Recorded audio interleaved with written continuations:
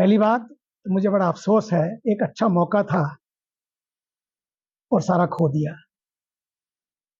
ऐसी तकरीरों से, ऐसी तस्वीरें दिखाने से ना तो तकदीर बदलती है ना तस्वीर बदलती है। मुकाबला ही करना था तो नफरत से क्यों कर रहे हो बेटा? शुरुआत ही करनी थी तो गलत क्यों कर रहे हो? पूरा मौका मिला और खो दिया। मुझे बड़ा अफसोस है और मैं इसका खंडन करता हूं, निंदा करता हूं ऐसे बयानों की, और पूरा संत समाज इसकी निंदा करता है। नंबर एक।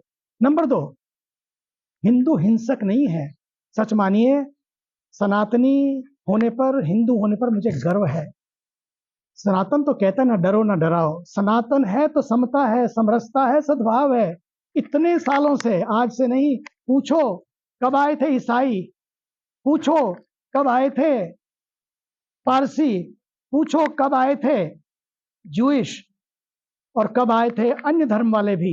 लेकिन क्या आपने देखा है, चाहे इस धरती पर जन्म लिया हो या उस बाहर से आए हो, आज तक भारत ने सबका सम्मान किया। क्यों? क्योंकि हिंदू विचार, हिंदू विचारधारा, ये जो विचारों की वैक्सीन है, उसने इसको पकड़ कर रखा और सब इस तरह की बीमारियों का इलाज करती रही है वैक्सीन। ये सनातन विचारधारा, सबकी विचारधारा, सबकी विचारधारा का मतलब सबके लिए जो मंगल कामना करती है। वसुधैव कुटुंबकम, आदरणीय प्रधानमंत्री जी के नेतृत्व में आपने देखा G20 हुआ, 20 आए, लेकिन जब वापस गए तो 21 होके गए।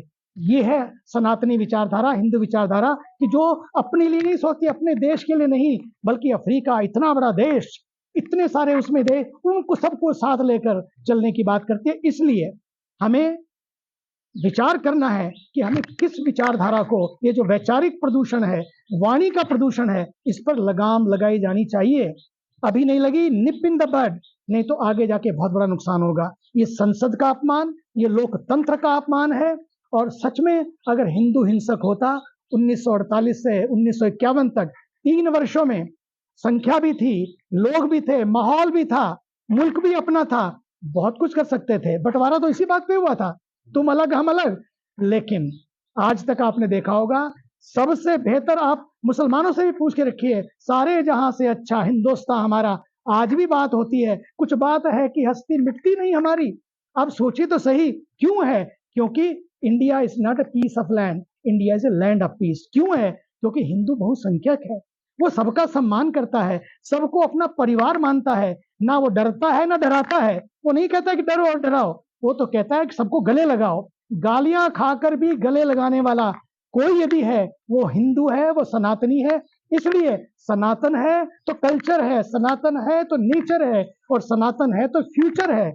इसलिए हम सब लोग इस तरह की बातों से ऊपर उठे, इन बहकावों में ना आए और ना ही इस तरह के बयानबाजी करें। मुझे लगता है इससे केवल उनका ही नहीं, पूरे देश का नुकसान होगा। आज ये देश पूरे विश्व में, आप देखिए, इतना सम्मान है पूरे विश्व में। मैं तो 45 साल से अमेरिका जा रहा हूं, देख रहा हूं, पूरे विश्व में जा रहा हूं कि आज जो पिक्चर भारत की है, जो तस्वीर बदली है और जो तकदीर बदली है, आज जो आपके पास है, पूरे विश्व के लोग सोचते हैं काश हमारे पास भी भारत जैसे प्रधानमंत्री होते। इसलिए मुझे लगता है इन बातों से ऊपर उठे, और मुझे गर्व है, मैं हिंदू हूं, सनातनी हूं, और इस सनातन जिसने मुझे सबको प्यार करने का, सबको शांति प्रिय मैसेज देने का अवसर दिया है, पाठ पढ़ाया है, आज मैं गौरवान्वित हूं कि मैंने उसमें जन्म लिया है।